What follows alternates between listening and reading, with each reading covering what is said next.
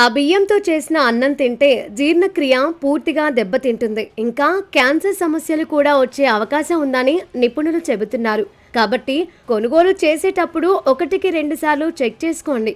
ఇప్పుడున్న రోజుల్లో ఏది మంచిదో ఏది కల్తీనో కూడా అస్సలు అర్థం కావడం లేదు. వాటిలో ముఖ్యమైనవి ఆహార పదార్థాలు. అసలు ఇవి మనకి సురక్షితమేనా అనేది పెద్ద ప్రశ్నగా మారింది.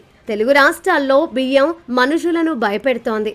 మనం తింటున్న బియ్యం మంచివేనా లేక రోజు రోజు ప్లాస్టిక్ తో చేసిన బియ్యం తింటున్నామా అని అనిపిస్తుంది.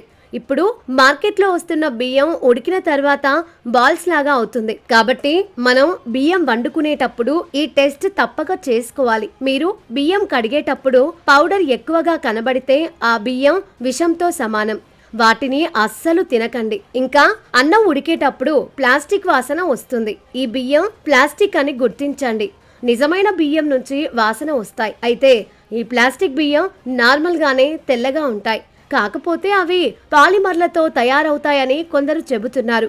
వీటిని తింటే జీర్ణక్రియ దెబ్బతింటుంది. ఇంకా క్యాన్సర్ సమస్యలు కూడా వచ్చే ప్రమాదం ఉందని నిపుణులు చెబుతున్నారు. కాబట్టి కొనుగోలు చేసేటప్పుడు ఒకటికి రెండు సార్లు చెక్ చేసుకోండి. తెలుగు రాష్ట్రాల్లో ప్లాస్టిక్ బియ్యం భయాందోళనలు నిజమే, కానీ మార్కెట్లో వస్తున్న బియ్యం అన్ని ప్లాస్టిక్ కావు.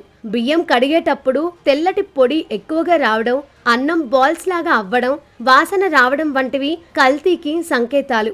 నిప్పు వేస్తే ప్లాస్టిక్ వాసన వస్తే అది కల్తీ బియ్యం. ఈ జాగ్రత్తలు పాటించండి.